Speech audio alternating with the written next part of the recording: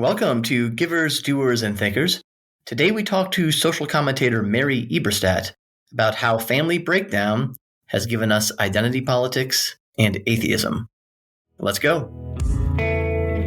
Givers, Doers, and Thinkers introduces listeners to the fascinating people and important ideas at the heart of American civil society.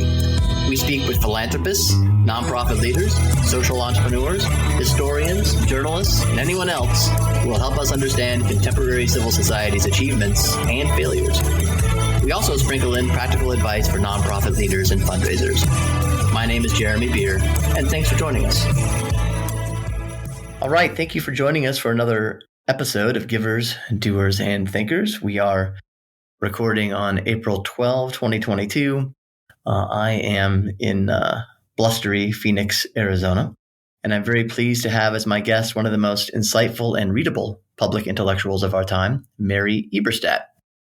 Mary Eberstadt holds the Penula Chair in Christian Culture at the Catholic Information Center in Washington, D.C. She is also a senior research fellow at the Faith and Reason Institute. She speaks and writes widely on a number of topics for venues like the Wall Street Journal, First Things, and the National Interest. And among her special areas of expertise are the family, sex, and religion. Mary's books include Adam and Eve After the Pill, Paradoxes of the Sexual Revolution, and It's Dangerous to Believe, Religious Freedom and Its Enemies. We are going to focus our conversation, however, with Mary today on two of her most recent books, works that have clear significance for the topic of civil society. The first and foremost book we're going to concentrate on is called Primal Screams: How the Sexual Revolution Created Identity Politics. And then we'll also talk about a related book from 2013, I believe, called How the West Really Lost God, A New Theory of Secularization. Mary Eberstadt, welcome. Thank you, Jeremy. Thanks for that lovely introduction. Well, having spoken with you before we started recording about the name of the chair at this Catholic Information Center, then I screwed it up. So tell us what as soon as I got to it, I was like, wait, I don't remember how to pronounce this. So how is it actually pronounced? It is pronounced Panula. It is named after the late Father Arnie Panula, longtime leader of the Catholic Information Center in Washington, D.C., which is a really vital oasis of the counterculture here. Yeah, that is absolutely true. And as someone who's sort of involved in fundraising and naming things, I know that the one thing you're supposed to do is to get the name right. So I apologize for that. We got the important thing out of the way here. The name of the chair that the guest holds should be pronounced correctly. All right. Well, so let's jump right into it. About Primal Scream, sort of introduce people to the book and its argument. You start with a really good point, which is that whatever people might think about identity politics, few people seem to have spent much time thinking very deeply about its roots.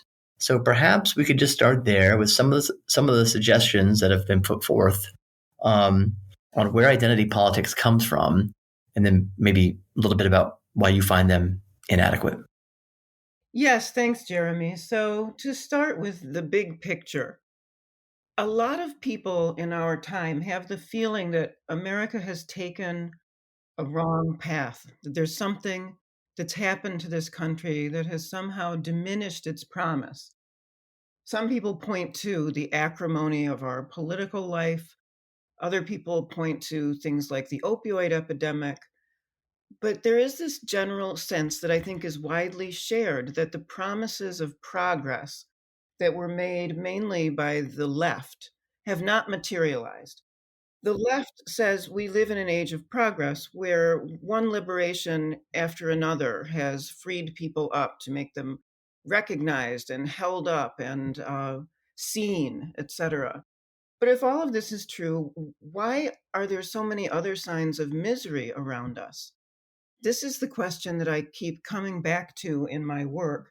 And over the years, I've arrived at a countercultural conclusion, which is that the sexual revolution set into motion numerous phenomena that have not been well understood and that have, in fact, diminished our civil society. And this is not to say the sexual revolution is the only thing that has changed America for the worse, but it is to say it is the biggest thing that nobody wants to talk about. And in Primal Screams, I'm looking at the political effects of this revolution. So let's start back in the early 1960s. The birth control pill becomes available. It's a major technological shock across social classes. And it is quickly adopted by many people along with related sort of contraceptive devices. In the beginning, everybody thought this would be a great thing, right? It would give women control of their fertility. The argument was made that it would strengthen marriage. The argument was also made that it would prevent abortions. This is actually what Margaret Sanger sometimes campaigned on, was the idea that contraception would prevent abortion. All these decades later, we can see that that was a rosy way of looking at things and that things have in fact turned out very differently. So, what did the sexual revolution do? One thing it did was to shrink the family. Families are smaller. Fewer people have siblings. Fewer people have cousins, aunts, uncles, etc. And we'll get to why that's important in a moment. Right. Also, of course, divorce, fatherless homes, and other kinds of family breakup skyrocketed after the sexual revolution. Today, something like 40% of children are born into homes without a biological father present. So these are major changes, not only seen from the perspective of American history, but human history, period. People have Right. ceased to live in robust family networks. And it's hard to overemphasize just how radical that is. My argument in Primal Screams is that we are now seeing the consequences of 60 years of these compounded changes, and they are literally spilling into the streets. The argument of the book is that many people in the United States, especially younger people, are suffering from an identity crisis that's been brought on by the shrinkage and implosion of the family, which was once the most reliable place in which to find one's identity, and simultaneously by the collapse of religion, which is another place that made it easy to construct one's identity. And what I Hmm. mean is very simple. If you were to ask some people, who are you? Um, many of them would respond by citing their family connections, right? I'm a father, I'm a cousin, I'm an uncle, I'm a godfather, I'm et cetera, et cetera. But these days, we see people answering that question differently. Instead, they're saying, I am a member of this sexual minority group or this political minority group, or hopefully more than one of those things. The point is that people today, especially young people, have been deprived of traditional ways of answering that question of self. And having been deprived of that relationality, they are now seeking with increasing desperation to construct identities and to join collective political groups that operate as substitute families, substitute religions. And that is the argument of Primal Screams. When you put it that way, it just doesn't seem very surprising, really. We have to construct our identities somehow, and if family isn't really available to us to do that, why wouldn't we do that in relation to sort of these sort of other groups that are available to us, these politically or ideologically constructed groups? And then that obviously seems to lead to why our politics become so tense, so winner take all, because we're talking about not viewpoints here, but about who people are. And that makes everything harder. Yes, exactly. And I would like to zero in on that Yeah. idea of winner take all. When we talk about how divisive our politics have become, this is exactly the problem. There's so little room for compromise because people in these identity groups, whether they are, say, feminist groups or groups based on sexual orientation, etc., or ethnic background, whatever kind of group this might be, is a group that has come to be defended the way people once defended their families. So it's Mm-hmm. no holds barred. When I say these groups operate as families. I mean that literally. And part of what that means is that people bring these primordial loyalties to the protection of these political groups that are really misplaced because they're the kind of loyalties that would be found in one's kinship network. But nowadays, again, many people don't have strong kinship networks. One of the other things this means is that we have fewer people to learn from. This is a very important point. Right. Several chapters of Primal Screams weaves this theme in and out because studies on the animal kingdom, for example, have revealed that animals are not born knowing how to be what they become. So a baby elephant doesn't know what it means to be an elephant. It doesn't come out being able to do elephantine things. Most of the time, these things are learned, and they are learned in animal families. Most animals, and this may come as a surprise to some listeners, but most animals live in nuclear family units and or extended family units. Yeah, they're not as gender fluid as we might have suspected. No, not at all. So they learn from one another. So therefore, it makes a difference, say, whether one has 6 siblings or no siblings. It makes a difference whether one has a male figure in the home known as a father or Mhm. no such person. So part of the point of the book is that the psychological breakdown that we're witnessing among the young, which, as you know, has gotten more and more attention since COVID, that this breakdown is also rooted in the same problem. The problem is a people shortage, a family Mhm. shortage, a shortage of those from whom we can learn how to be what we are. So when people say, to flip this around, when people say, well, why is there so much transgenderism? Why is there so much stuff about pride? Didn't used to happen. Why is this? My answer is it would be shocking if there were not confusion about such elemental things. We have confused ourselves inadvertently by taking away the building blocks of identity. This is what the sexual revolution has done. You talk about just to stay on that particular topic for a second. One of the pieces of supporting evidence you present in the book is about androgyny as a survival strategy. What do you mean by that? Why is androgyny? I think you're right. You say argue that both men and women sort of regress toward a sort of a gender neutral mean in a way. But why is that a good survival strategy in a time such as this? Yes, thank you, Jeremy. I'm really glad that you picked up on that point because it's radical and I think it's been underattended in discussions of the book. Um, what I mean is this. In an age where many women no longer have healthy, non sexual relationships with men, say brothers, fathers, uncles, etc., it makes sense for them to adopt a kind of protective coloration, a more masculine demeanor. Mm-hmm. This, I think, we see in feminism very clearly. If you look at something like the Women's March on the Capitol several years ago, or any standard expression of feminist ideology these days, you see a kind of swagger and a toughness and a bellicosity that's kind of a caricature of masculinity.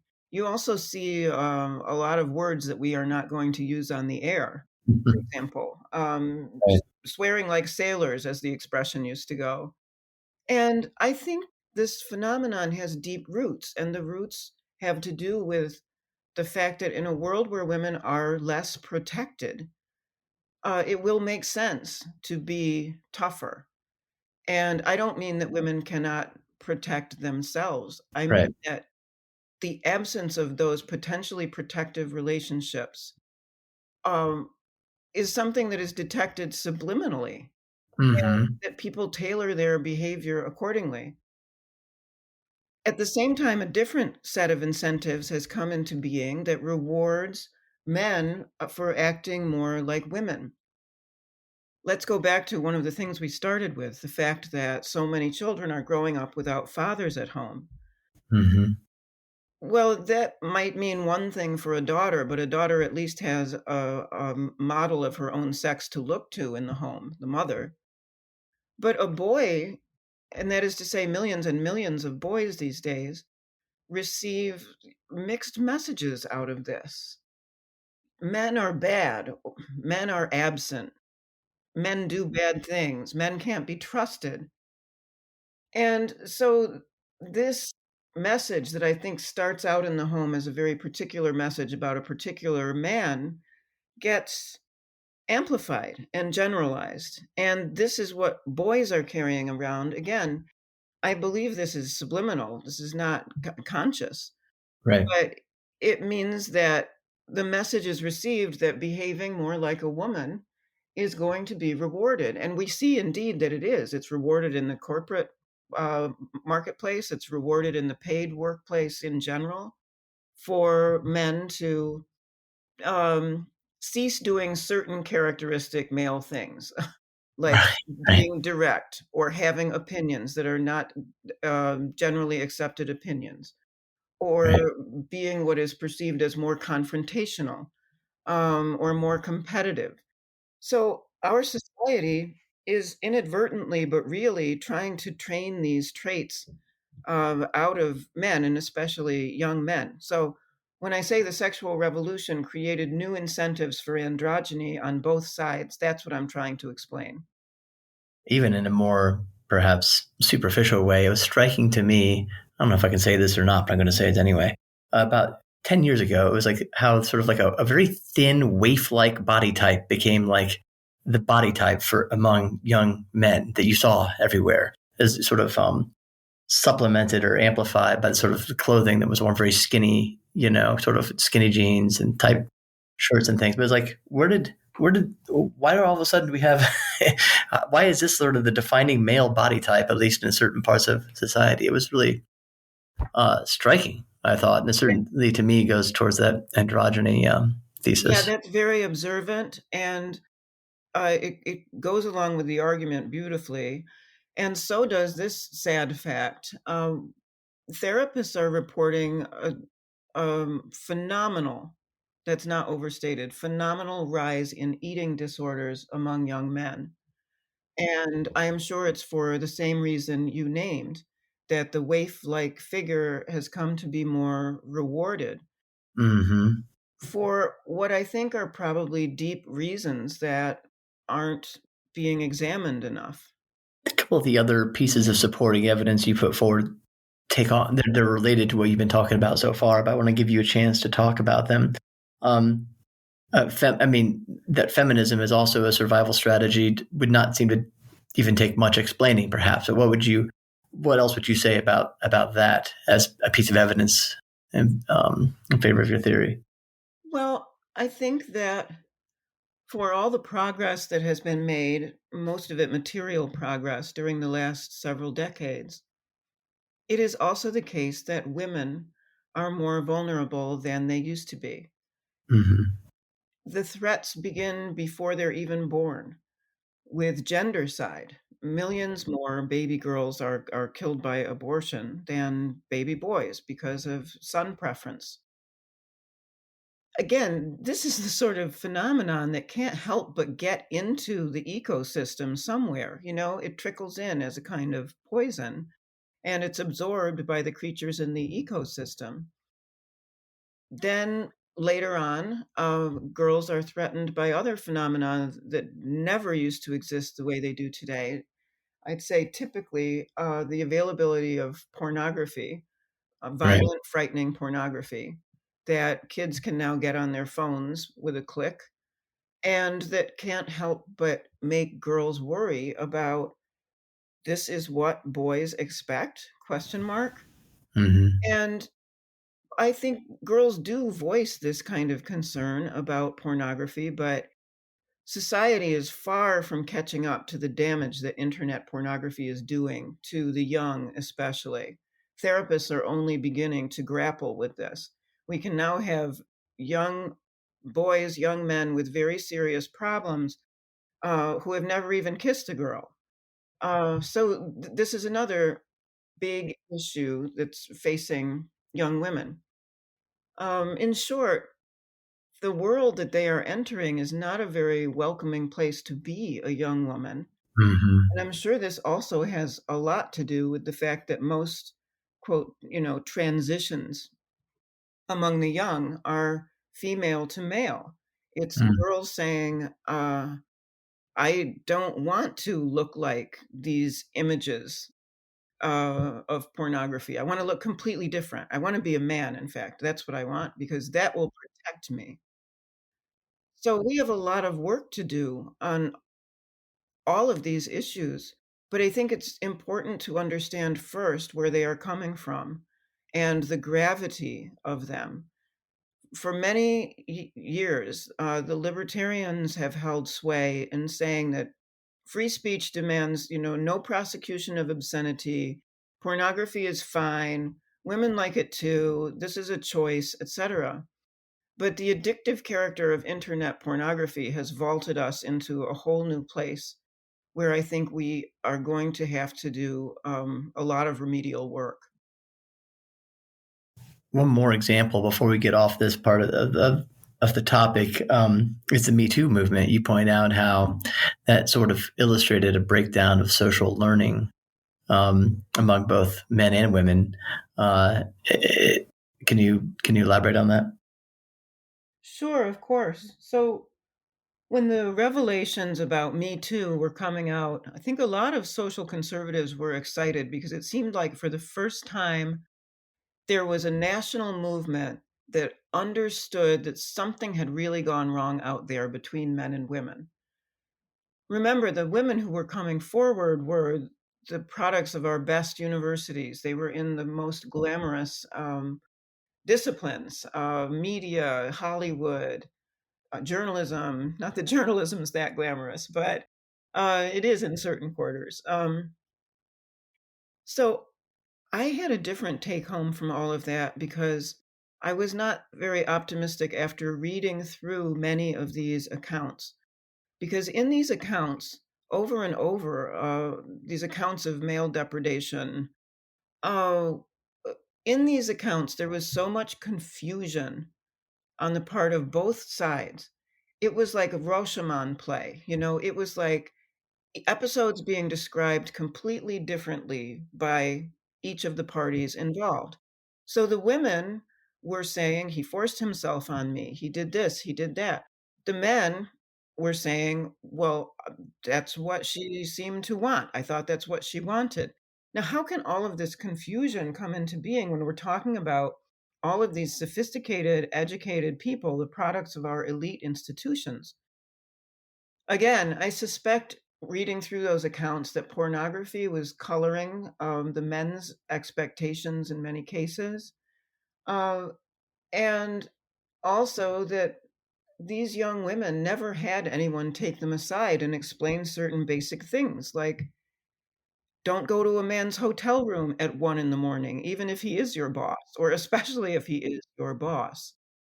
Um, the problem is that after the sexual revolution, we were sold this idea that men and women were essentially the same and wanted the same things, and that we were getting to a better place. Again, back to that idea of progress, that we Mm-hmm. were getting to a better place because of the revolution. Instead, I would argue one of the effects of the revolution was to make young women believe these untruths, which has left them unprotected because they are not anticipating that there might be men like some of the men involved in the Me Too movement who were subsequently convicted, for example, who would take advantage of the fact that contraceptive sex is everywhere and therefore, in their minds, any woman is potentially available. Right. This way of looking at things has been virtually lost, and would argue entirely lost on the level of our elite secular institutions. And that's what was coming out in the Me Too stories between the lines. With that, we'll take a break and we'll be right back with Mary Eberstadt and keep talking about the relationship between family breakdown, identity politics, and atheism. Right back.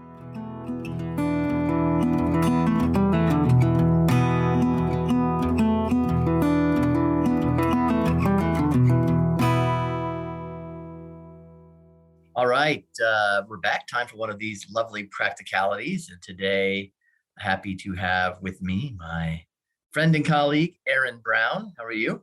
I'm doing well. Good to be here, Jeremy. Aaron is a managing consultant with us, works out of his home in Atlanta or near Atlanta. Right. It's not in Atlanta. That's right. North, just north of Atlanta. We don't. There's Georgia and then there's Atlanta. Where we live in. You're in Georgia. Okay. Okay. So this is advice from a true Georgian. We're going to talk about, it's a little bit of an interesting topic. I like this topic because in the last couple of years, quite to the contrary of what we all expected back in March and April of 2020, many nonprofits experience significant growth. It depends on what sector you're in, but a lot of have experienced significant growth. So a question that we're getting asked now, I think a lot is, you're a director of development or similar position, maybe even a CEO or a president. How do you sustain that growth? How do you continue to motivate your team when you're growing really fast? And then you therefore have to, your programs are growing fast. You need to fundraise even more to sustain your growth. What answer do we have for people when they're in that situation? Yeah. So that is a really good question. And you're right. I think there's some expectations in 20 and even into 2021 that there was going to be this shrinking of the nonprofit sector and fundraising was going to be really hard. And I think we saw the opposite of that with a lot of organizations. So there are a lot of folks who have run into this. And in my experience, I had three main things that I thought were particularly effective in keeping that motivation there and keeping people focused on the goal. And the first one is to stay in the trenches with your team. I'm a big believer in that. Take on the same tasks, cultivating major gifts from your donors, as well as prospecting new donors.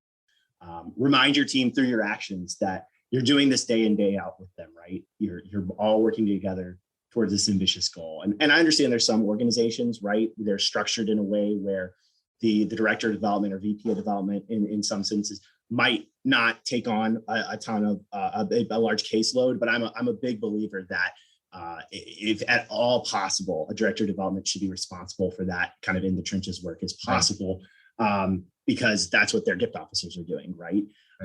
It's almost cliche, right? It's kind of this, don't ask your team to do something you wouldn't do, but I think, it's cliche, but it's also true. And I think it demonstrates that leadership and shows them, hey, we're all pointed in the same direction and I'm in this with you. The second thing is, don't lose sight of the long-term for short-term exchanges, right? And I think there was a particular temptation in 2020 into 2021 to look at and go, let's just make it through this year because this is really tough and there's a lot of question marks. We don't know what's going to happen. And that comes at the sacrifice of pushing aside relationships with potential new donors or even current donors who may not give to you in this year, but you could tee them up and set them up for giving in the years to come. And this includes, cultivating high dollar donors that maybe have made it known that they were financially hit by this, but once they recover, they'll come back in. You want to maintain those relationships. Conversations with donors around planned giving. That's a very long-term play, but you want those conversations have to keep going. And I think also as you get to year end, right, there's this temptation to it's December, it's crazy, just get the money in the door. Yes, obviously you have to hit your goals and this shouldn't come at the expense of that. But I think you have to keep that focus on the long term, particularly when it comes to cultivation, because it's going to set you up so much better. So that's the second thing that I thought was particularly helpful, not trading long term for non-repeatable wins in the short term. And then the third point I'd make is to drive your plan, how the goal is going to be met, but do it in human terms. Make your team from the intern all the way up to you or your top gift officer feel appreciated and feel like they are a part of the whole mission. You have talked about probably multiple times, what is the dollar amount we're supposed to raise? How does that break down amongst gift officers, right? And there's so many moving parts in an effective fundraising team that everyone, like I said, all the way down has to feel like they're a part of this. And that can be done in a very practical way. It doesn't mean you have to meet every day to like stare at this number on the wall, right? But I think you'll be much more effective if everyone is pointed in that same direction and feels appreciated. And I'll actually make a sub note here that I think it's kind of a point 3B, which is celebrate wins. No kidding. That's a great one, by the way. I think we have this horrible track record, or at least this temptation as development departments to not truly celebrate wins. I think we like to try and contextualize them and say like, well, that's great, but we still have a long ways to go. Or, oh, that's great, but we were hoping for this kind of upgrade. I would do away with all of that. I would do away with all of that and just let wins be wins. Did you have a major donor renew? That is a win in of itself. This expectation that your current donors owe you something is the wrong way to think about it, right? And I think that has to be reflected in how we celebrate things too. That's a win. If you upgraded a donor, but it didn't quite get you to where you wanted to go, that's still a win. And I think the biggest one, and I kind of mentioned it, was this phrasing of, okay, well, we got this and that's great, but we still have a ways to go. A but. When you add the but, you never let people actually celebrate. That's right. That's right. And you kill morale. I mean, I've seen this too. I think it's extremely discouraging. And I would say, let wins be wins. Everyone who is, and this goes back to the previous points, everyone who's pointed in the same direction, who's motivated by the same mission, they are not going to kick their feet up on their desk because they got an upgrade from a donor, right? They're going to see it the same way. They know there's still a ways to go if there's a ways to go. You don't, let wins be wins. I love it. That's great advice. It's all great advice. Stay in the trenches, let wins be wins, celebrate wins. And the second point, which I'm going to let you tell me. Don't lose sight of the long term in exchange for short one-off wins. We see that too, exactly. And you cut yourself off at the knees for later down the road. That's right. You have to hit your goals, of course. It shouldn't come at the expense of not paying your bills, of course. But you cut yourself off at the knees and you won't set yourself up for long-term success if it's constantly putting out fires and not doing the long. Good advice, Aaron. Appreciate it. Yeah, of course, Jeremy. Anytime. Appreciate you having me on.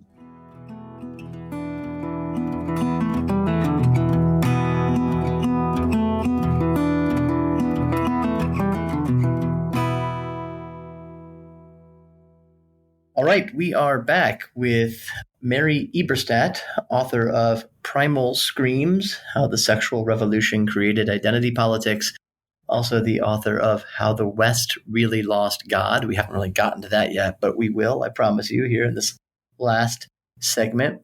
So, Mary, you've been laying out your argument for why identity politics is ultimately rooted in the breakdown of the family, some of the things that are associated with that, like the rise of pornography, et cetera. I would imagine that many, many times, if you are brave enough to present this thesis in an audience that you know is probably not very sympathetic, you are told that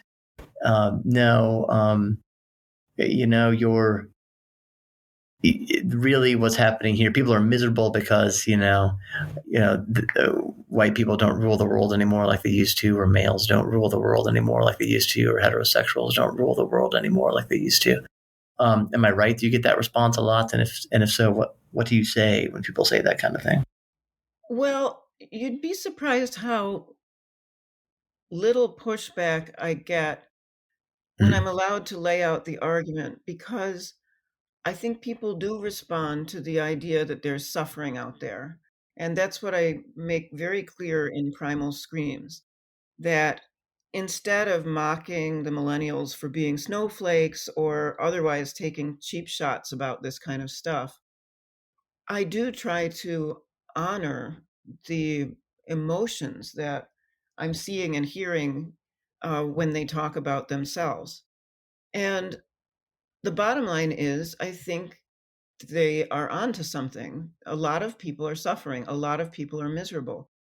But what they have to understand is that the dots have been connected for them in the wrong way. So they are not miserable because of some abstraction like heteronormativity, right? Mm-hmm. Or structural omnipresent racism.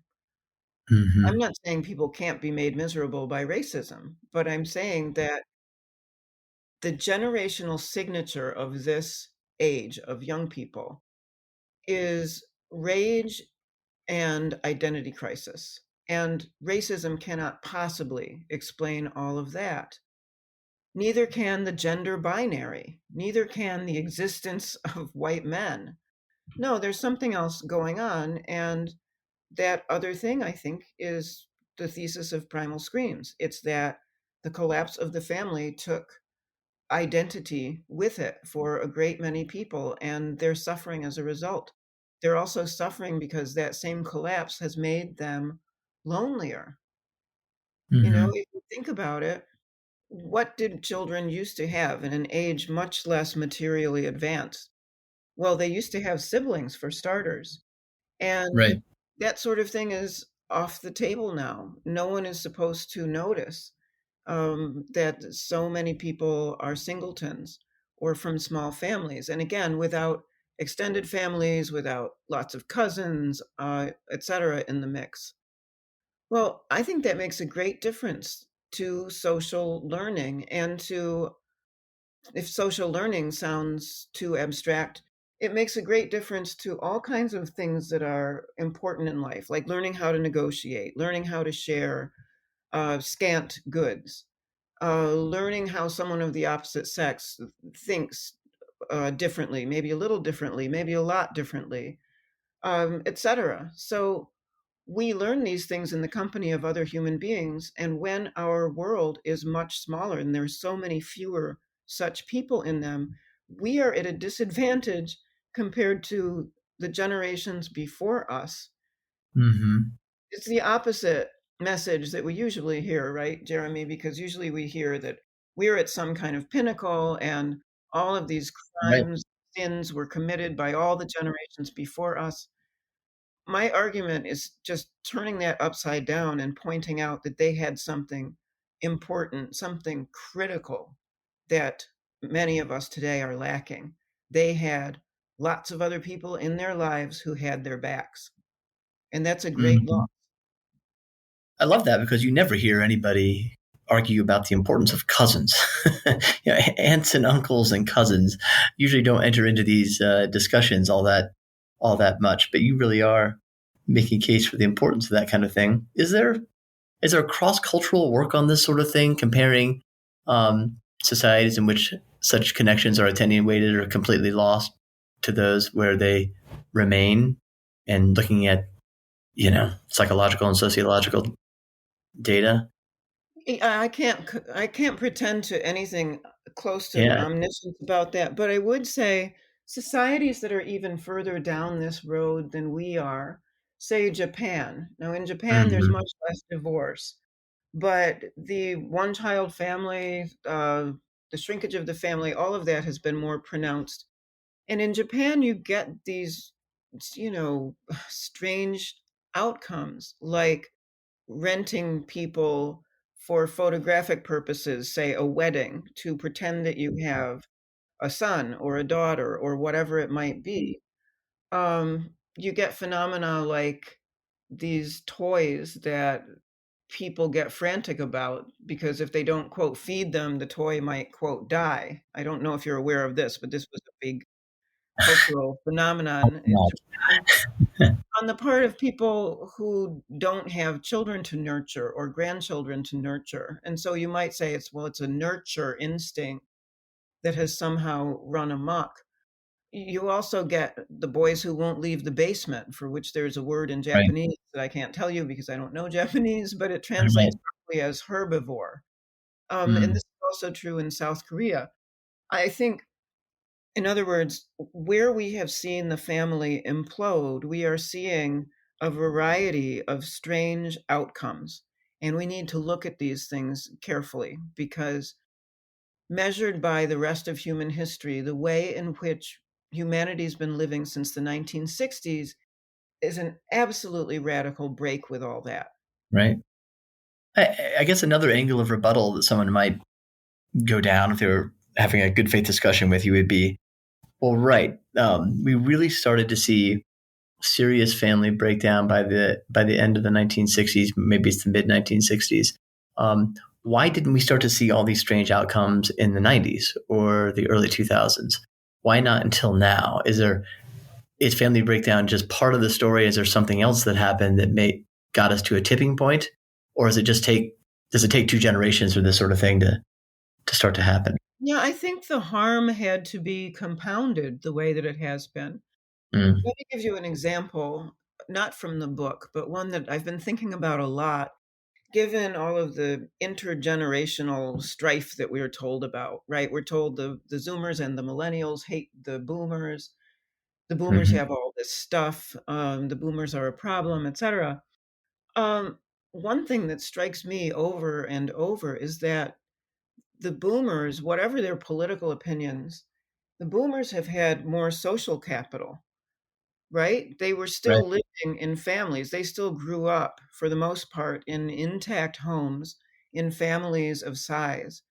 And that social capital, I think, was a real leg up for them. And that's not to say that there haven't been other problems like student debt that have compounded the economic stresses on young people.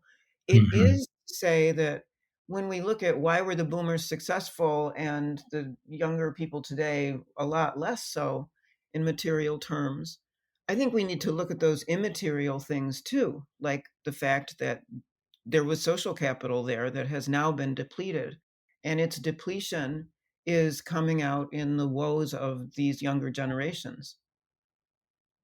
And there's no doubt, it seems to me, that identity politics is an extraordinarily effective way to keep social capital depleted, right? I mean, it seems that the future of voluntary associations, intermediary associations, that sort of life between the individual and the state is not very bright in a situation where people really, it's very dangerous to encounter another person that you aren't sure holds the same ideological views as you or belongs to the same tribe. Mm-hmm. Absolutely. Again, it's easy to make fun of things like safe spaces and the thin skin of the Zoomers and millennials, etc. But underneath it, I think there's something real there. I think there is real panic whenever one's collective group is attacked or even perceived to be under attack. Because Right. if that group is really your family, then if they don't have your back, nobody does. And I think that's why people react so frantically to any kind of challenge to these identitarian groups. I heard somebody I know, a Gen Zer, just a few weeks ago, was saying to me that she wasn't sure that many members of her generation um, would prefer a world in which they didn't have to wear a mask. That some of them were very, it made them feel safer to wear a mask during COVID than they otherwise felt. They don't, it's sort of like they don't have a strong interior home. They don't have a clear knowledge of who they are and who they aren't.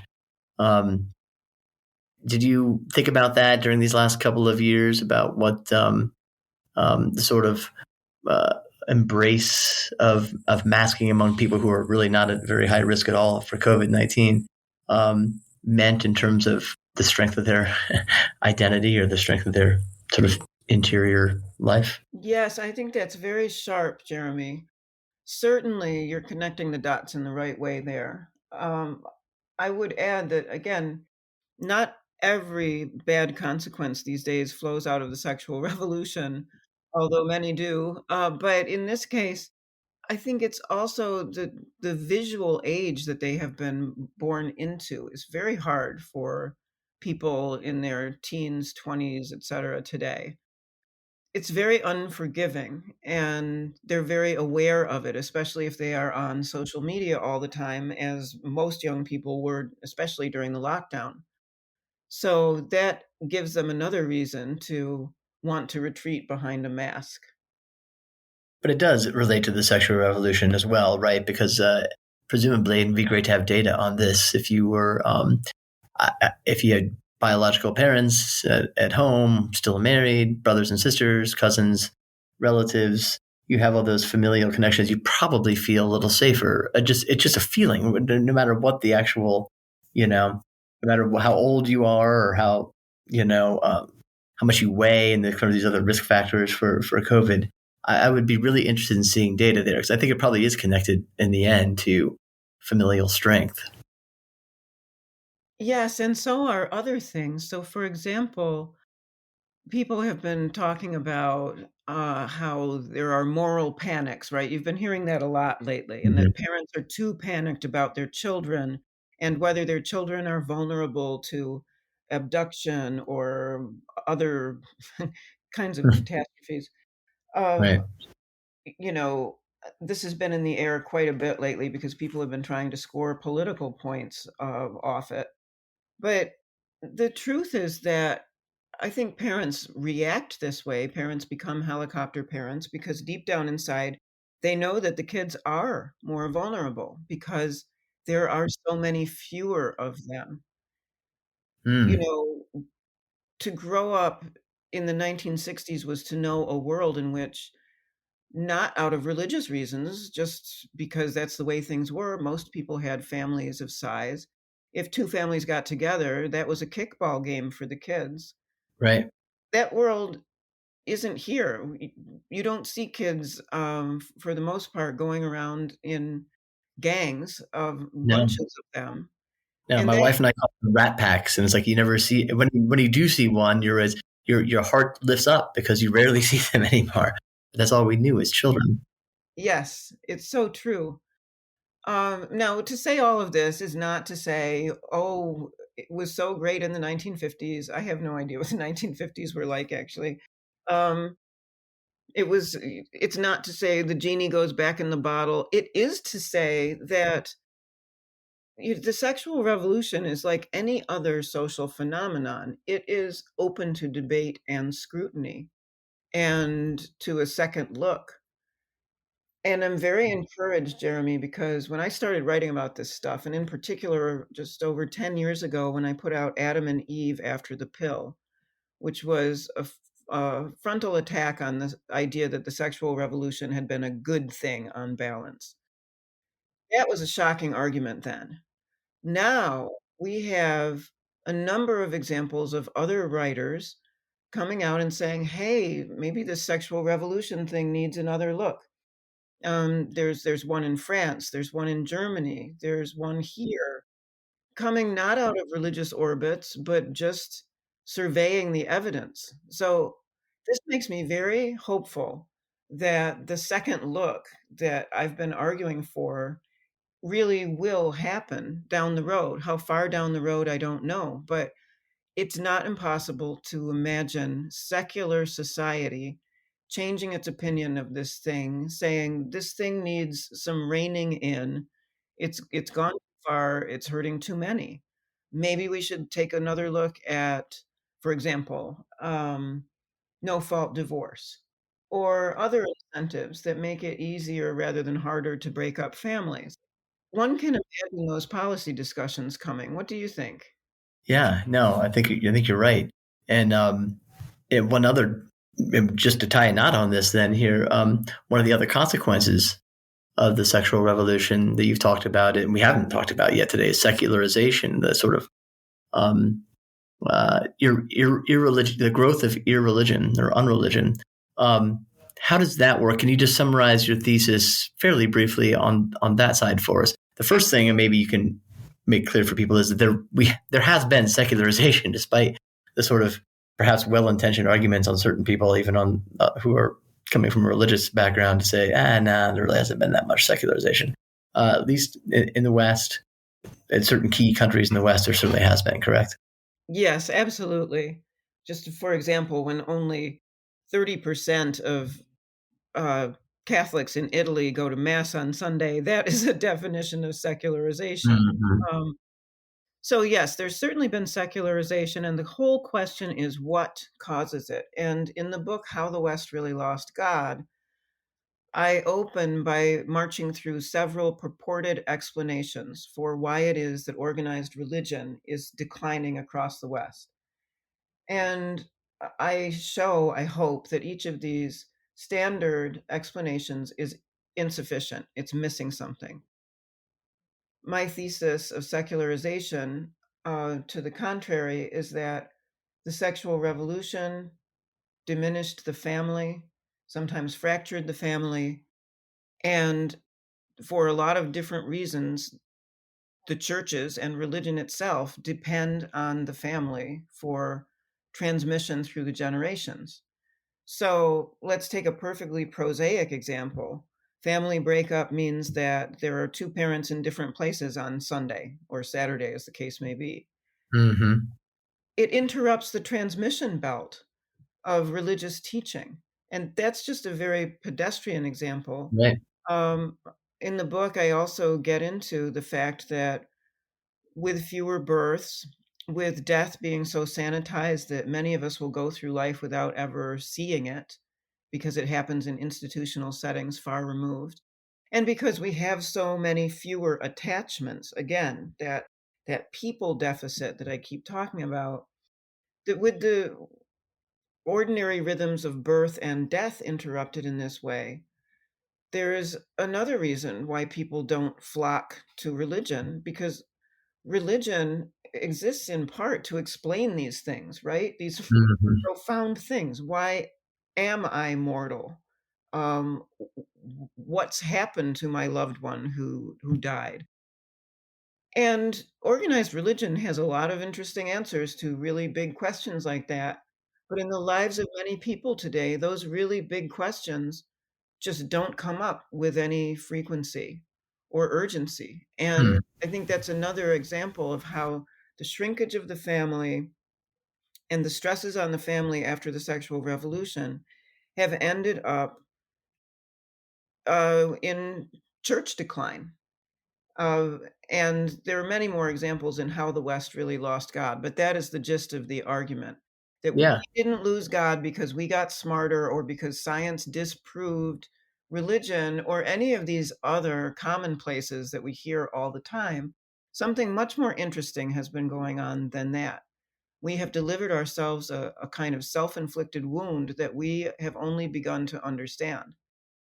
And you marshal a lot of evidence from a number of countries and a number of eras.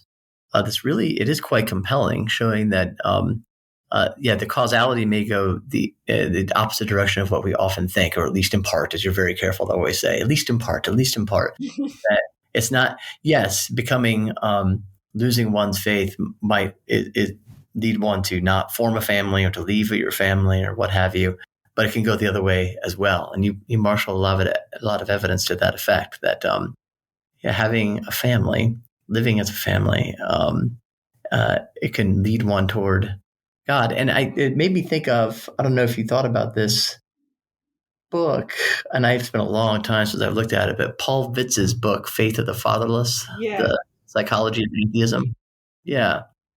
Yeah, that's It, a very important book where he goes into the biographies of leading atheists across Mhm. centuries and shows that in every case there was some kind of filial disruption, Mhm. something like the death of a father, the absence of a father, a terrible relationship with a father.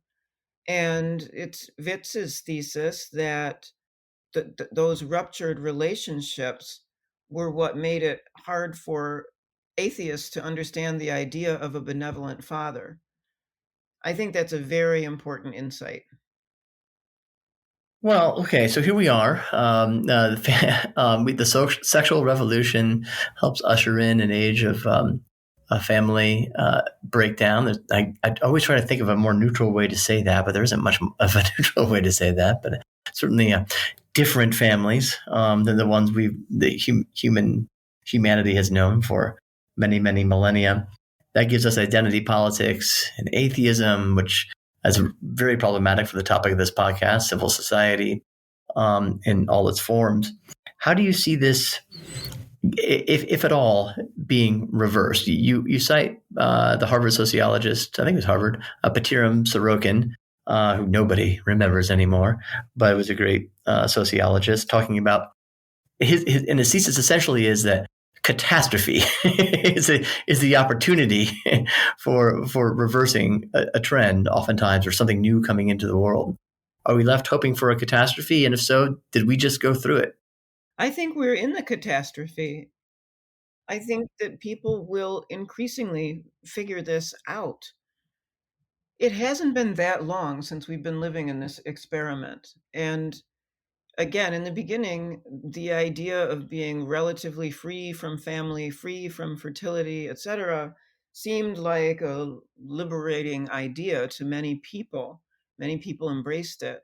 But now that we live with the consequences, I do think, as with other large scale public health problems, people will start to talk about this in the right way. And I have friends, Jeremy, I'm sure you do too, who think it's going to take a religious revival to pull America back. I don't even think that's necessary.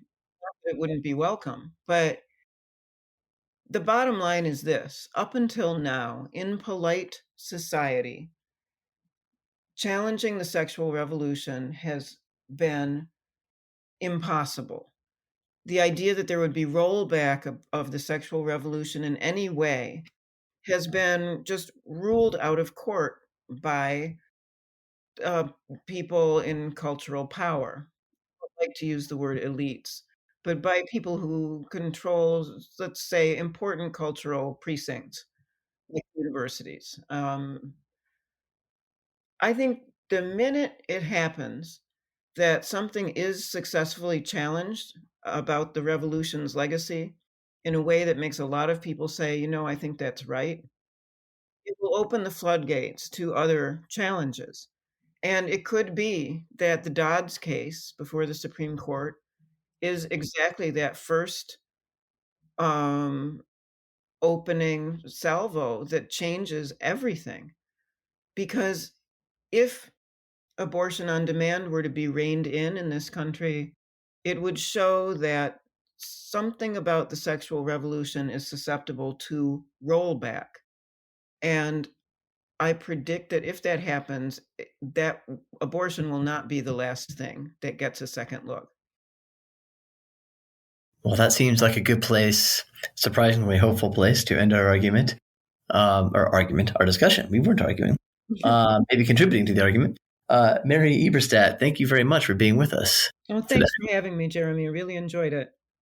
You can find Mary online. I know you have your own website, maryeberstadt.com. Any place else people should look for you in the public conversation? Thank you. Everything is there on the website and also, of course, all over Amazon. That's right. Still on Amazon. Mary is the author of Primal Screams, How the Sexual Revolution Created Identity Politics. We also talked to her about her 2013 book, How the West Really Lost God. Thank you, Mary, so much for being with us today. Thanks for having me, Jeremy.